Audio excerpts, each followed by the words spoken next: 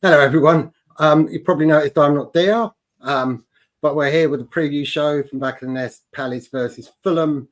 If you haven't subscribed to our channel already, make sure you do and hit that like button as well. Today, we've got Stan, we've got AJ, and we've got Louis. First time I've met Louis. Nice to see you, mate. I'm surprised we haven't bumped into each other in the ground. No. I'm always in the homes though, concourse. Yeah, same here. I'm D row 23 right at the end, so I'm pretty much next to the HF. How we doing? How we feeling about the Wolves result there, Louis? I'm probably in the camp of I would have taken 4 points at the start of the week just before Spurs, but after seeing how bad Wolves were and just the silly little mistakes that could have been cut out to win the game, it feels like 2 points dropped. But if we can avoid a loss on Saturday and go into the international break, I'll be happy with that. It says a lot when we're talking about avoiding a loss. What do you think, AJ? Are you happy with the Wolves game? I'll be honest, maybe I got a bit sucked into the Tottenham result because in fairness, I think there's an opportunity missed. Lucky enough for me, it was my first home game of the season. And we got the Tottenham game, which was a nice result to sort of go into. And then I sort of got my hopes up a little bit too much with Wolves. And I think based on the performance that I saw, I felt like we could have got a little bit more out of that game. I feel like we could have, that is a potential opportunity missed. And if we are, I think maybe I'm getting a little bit above my station in terms of the start to the season we had. But if we are serious about pulling up to the top of the table, those are the kind of games we can't really afford to be dropping points in, because those are the teams that are in and around us. We need to start thinking about clearing what's under us and start thinking about chasing and catching up, because we are starting to drop behind the points in the teams that are in the sort of 11th, 12th position already. And if you look at our rivals in terms of those teams that are sort of that mid/bottom table that are progressing up the higher end of the table, we look at Forest, Bournemouth and those kind of teams. They're in the positions that I feel like our club should be at right now, to be fair. And I just feel like we're not utilising our charges right now. So it is a situation where I do feel, I'll be honest, I was a little bit disappointed with the draw. I feel like we were definitely better than that, especially against a Wolves team, which are not really in the greatest of places right now. Yeah, I sort of finished watching it with the impression that it was another could have been game. When you think about the chances, Stan. Yeah, I mean, you know what? Sarr could have had that trick, and he should have had at least one, really and truly. I'm still furious with Nketiah because I thought his performance was like, for the money we've paid for him and for the wages we're paying him, his performance was abysmal. I think I'd have probably done a better job than him, and I'm not even joking. Like, he was that bad. But like Louis said, you'd have taken, 3 games in a week, didn't lose, right? So you have to look at that. Yeah. Wolves, they like how bad they are at the back and from set pieces. We probably should have done better, but you can see that there is a bit of fight in this team, though. You know, at the beginning of the season, people were like, there's no fight in them. They go one goal, but they go a goal behind, and like it destroys them. Like, you can see there's fight in this team now, which is good. Yeah. I've written in my notes about Chalobah, who kind of sums up the whole Palace game for me. He had that chance where he had a really shite swing at the ball, and then it came out to, was it Mateta who shot and it just hit him? Then he scored with an excellent finish. I mean, what a sublime goal that was. It was a fine angle, wasn't it? Would you expect a defender to be able to do that, Louis?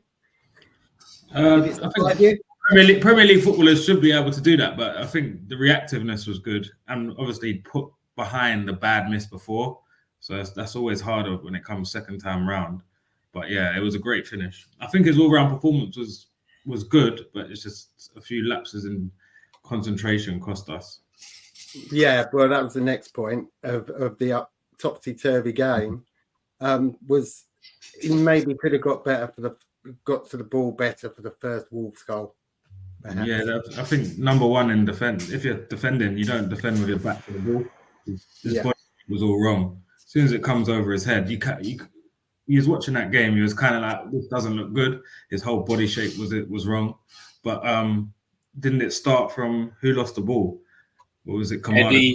Eddie. I think Gahey's run is the right run because we've always been saying about how our system works when our centre back push forward. Gahey done it into the space. It's a simple pass around the corner. He loses it, and then you watch him jog back, which wasn't good either. Yeah. Wolves scored again very quickly, and we all had our head in our hands at that moment. But we kind of kept going, which is good. We kept going with the press. We scored from a corner, and it was a flick on the corner from Muñoz, and then the second goal for a defender, Gahey this time. Well, let's talk. Well, corner provided by Kamada. Let's start with him, Stan. Would you start him in the next game? We ain't got a choice. We ain't got no players. Fair enough. I will say I've been one of his biggest critics, but I'll say that better, much better. Last 30 minutes at Villa, he was, once he got that goal, good. And then he showed glimpses of being better. Like he played a couple of really good through balls Saturday, a couple of deliveries, still lots to do. But yeah, better in my opinion. Yeah, we'll move on to the person that provided the flick on Muñoz there, AJ. How much has he improved with Sarr in the team?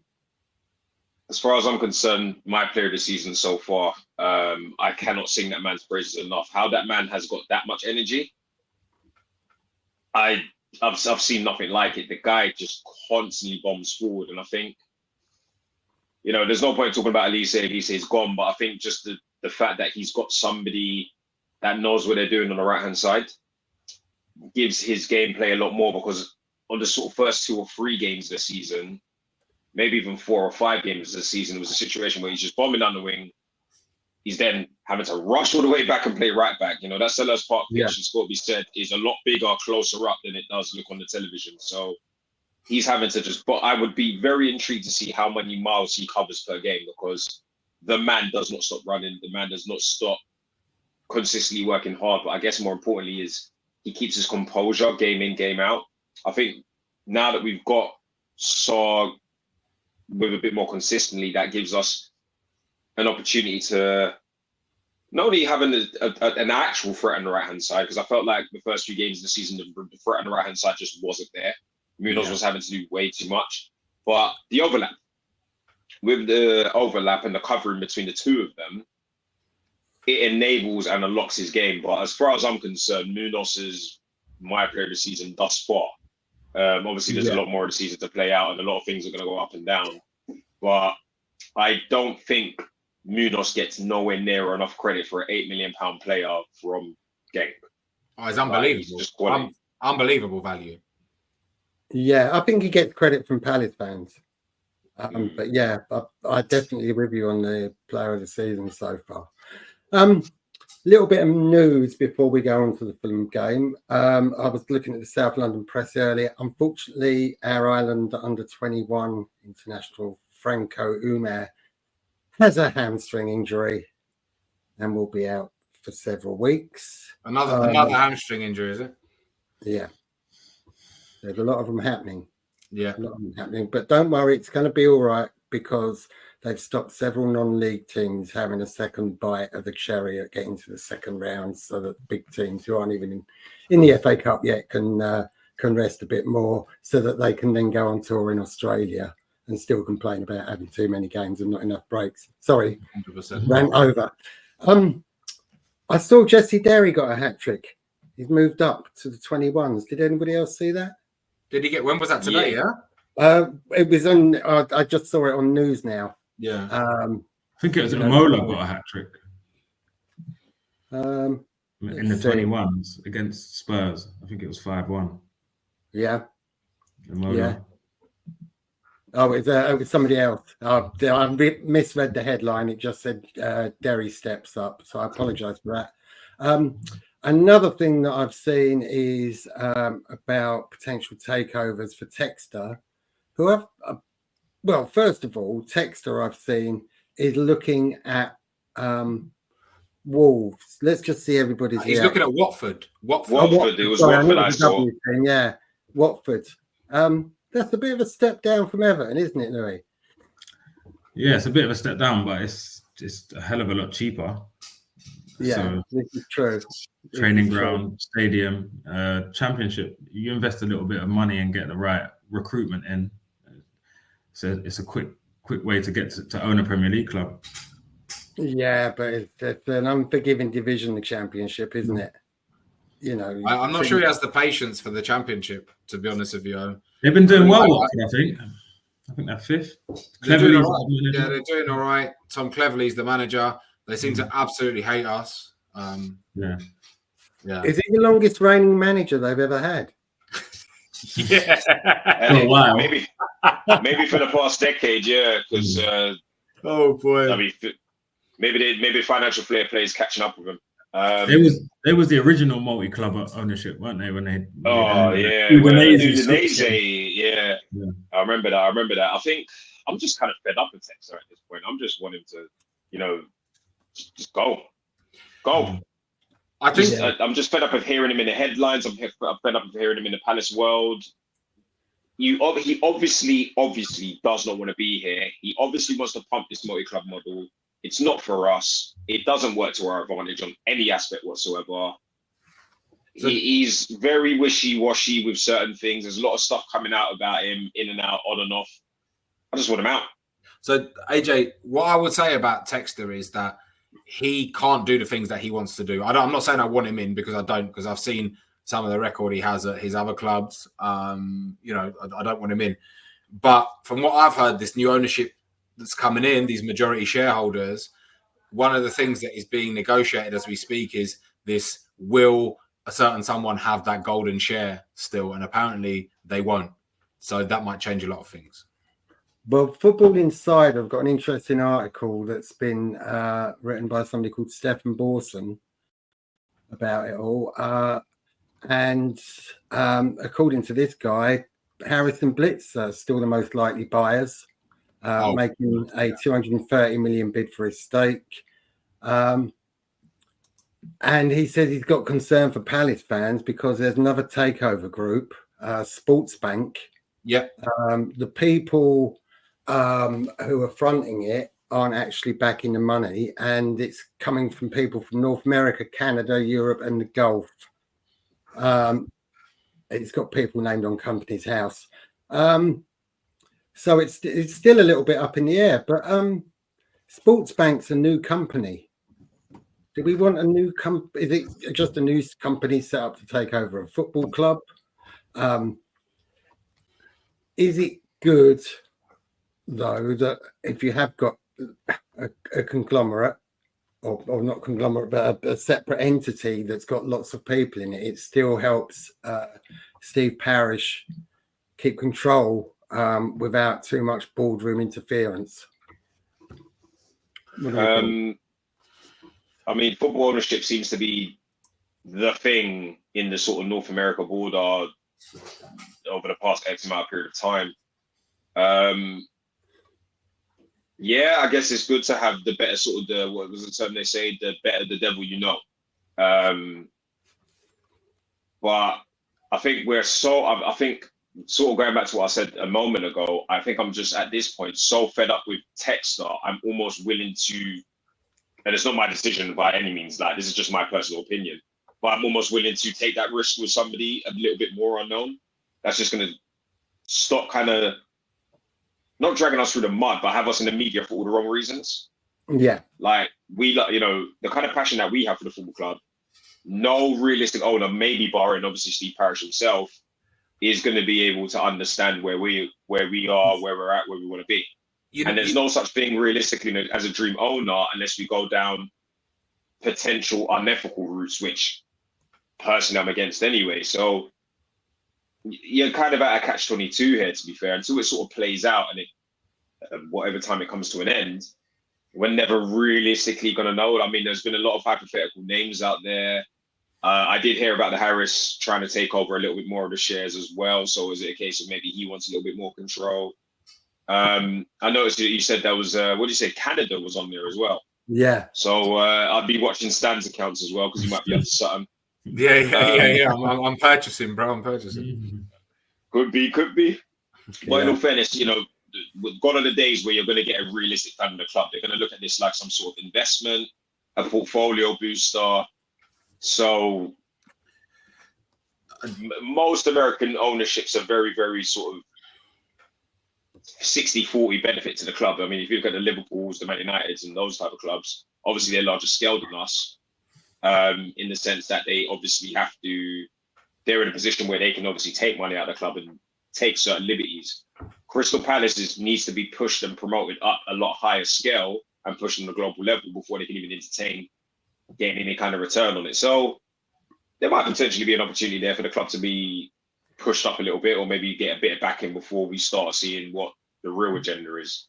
Yes. But at this point, let's just let it play out because it's out of our control anyway, unless one of us wins Euro Millions tonight. So there we are. think I do agree with what you're saying, in the most part, AJ, with what you're saying. But I just think that, we spoke about this beforehand. Look at Fulham, look at Brighton, look at even Bournemouth. They are currently ahead of us, and they have squads that are far superior to us. And I think what we need someone to come in that's not just going to give us smoke and mirrors about some new stand being built that I don't know where that is, to be honest with you. Someone that's going to come in and actually progress us footballing wise, is actually going to put some money in so we can bring players into the squad, so we can give this very, very good manager the best tools to work with. Because we're going to talk about the Fulham game in a minute. We are so short going into this weekend, and from a personal, maybe a selfish point of view, I come over once or twice a year, and every time I come over, it's a write-off and we don't win. I haven't seen them win in person since 2015. So, yeah, that's my point. So we need someone that's going to progress us forward and not be so hands-on involved in it. Do you know what I mean? I'm not saying get Steve Parish out, etc., but something's got to change, because the club is run not in the right way, in my opinion. Yeah, first of all, I was going to say, thank goodness P. Diddy didn't take over all them years ago, because God knows, getting the club for all the right attention.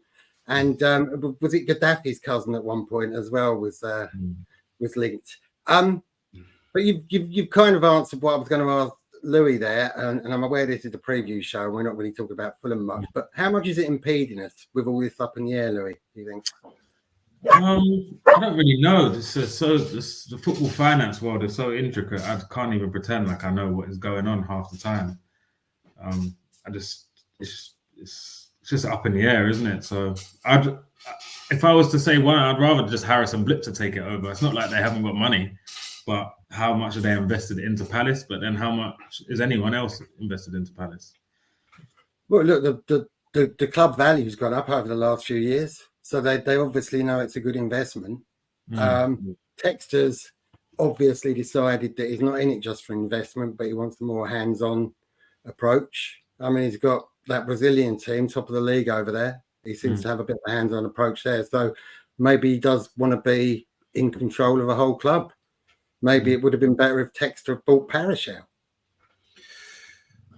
I think we need to be careful. It out there. We'll talk about it another time when we know more. I think we need to be careful with John Textor. I don't think it's like it's as simple as like he'd have bought it out and we'd have been amazing. Like, yeah, look at no wishing to make sweeping generalizations, but when you got that much money, there's got to be something. He ain't got the money though. It's his investment. He's looking to float the thing on the stock market and stuff like that. Like it's not cut and dry. Anyway. Yeah. All right, quick quiz question. Who were the first English team to float on the stock market? United. Tottenham. Mm-hmm. Yeah, there you go. I'm just showing my age there. Mm-hmm. Walton's had his op 4 weeks now, so that sort of takes us past the international break to get him ready. And isn't it funny how we've got no Walton and Decor makes an appearance? Didn't seem completely at the races, but you're not going to expect him to hit the ground running on his first game back from an injury. Let's turn to Fulham now. At the time of recording, it's firework day, which is why my dog keeps barking every now and then. So apologies for that noise in the background. But last night they were losing to Brentford, and then Harry Wilson got 2 late goals. Midfielder Harry Wilson. Fulham seem to be doing well, and I wouldn't mind having Marco Silva as a Palace manager because I like the way they play, and they just seem to be getting it right on the pitch. We've got a very good manager. Yeah, I know. I'm not saying that I want to replace him, but I'm saying that I wouldn't mind him at Palace at some point in the managerial merry-go-round. Maybe it's not the worst idea. I think the thing with Fulham is it's quite funny you mentioned Wilson scoring 2 goals, because when I was sitting there thinking about Fulham and the threats and the things that they have going forward, Wilson wasn't even in my top 10 things to worry about in terms of them scoring with like Iwobi and bloody Jimenez, Smith Rowe, Muñoz. Yeah, that's it. That they got a lot of quality, and Marco Silva is one of those managers that will kind of just get along with it in the background, not make too much noise, as long as obviously he gets a little bit of funding and gets a few players in as well. So that's not going to be an easy game. I think the crowd will definitely be up for it, which is good.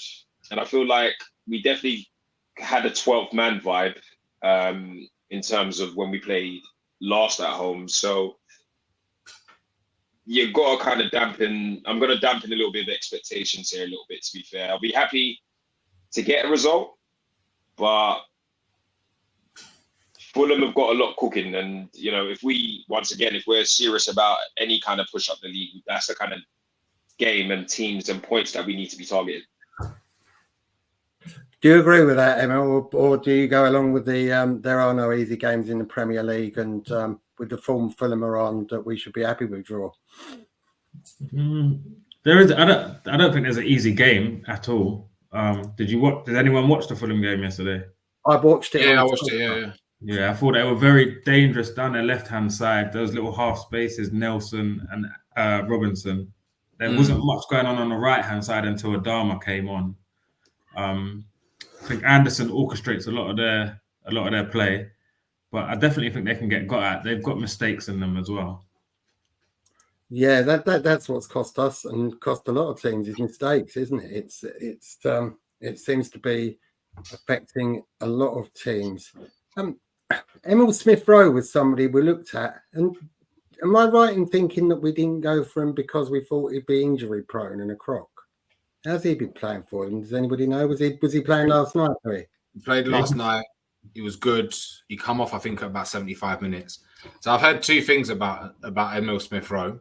One, I've heard they didn't want to come to Palace. Yeah. That's probably why he didn't want to come. And the other thing is that he plays a very similar position to Eze. So as much as I would have loved him, I don't know where he would have played if he came. Yeah, and Kamada. And I think the fee rises to 40 million, and Iwobi and Nelson are his friends living in West London. I think it was probably a better choice for him. More money. Yeah, and they're putting up the money, aren't they? Look at that's why Anderson went. We didn't want to pay him that much. Do you think we're going to suffer then, all of you, from the ex-player scores against us? Sessegnon. Yeah. Oh God, yes. Jeez, I completely forgot about him.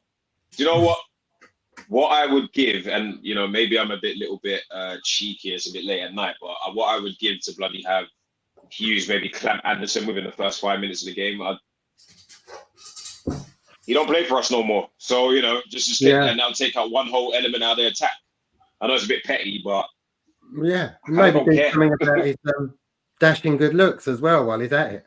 Yeah, well, one step at a time. They got VAR now, so you can't get away with those ones anymore. Yeah, they got VAR that doesn't see a Wolverhampton just goalie let go of the ball because his foot's touched as the player's coming in. We're never getting that decision. Never. I thought the handball was 10 times worse a decision. Yeah, but it's outside the area, isn't it? Yeah. So the Dawson one was a red card all day, I think, personally. 100%. He moves his hand towards the ball. They didn't even check it. Yeah, it's the consistency that annoys everybody with VAR. Right, we've got fireworks going off around my area, so the dog is going to go crazy very soon, and I'm home alone tonight. So I'm gonna move straight on to our predictions. What do you think, Louis? I'll go clockwise or anti-clockwise with you first, Louis. I'm probably gonna go 1-1. I think. Yeah, I don't know. I don't see us winning just because if Hughes was playing, I'd have more confidence. But I feel like it's going to be a makeshift midfield again. I don't know if he moves Chalobah forward or he plays Kamada and Decore. But to be fair, when we played Wolves, their centre midfielders were quite dynamic. Gomez, and when Lamina came on, he changed the game. Whereas I think Sander Berge is a bit more. He's not as dynamic. So yeah. I think it'll be one down that right hand side, Muñoz and Sarr against Nelson, Smith Rowe, Robinson. But I'll go for 1-1. AJ? I'm going to be a bit brave here. I'm going to go 2-1 Palace. Okay.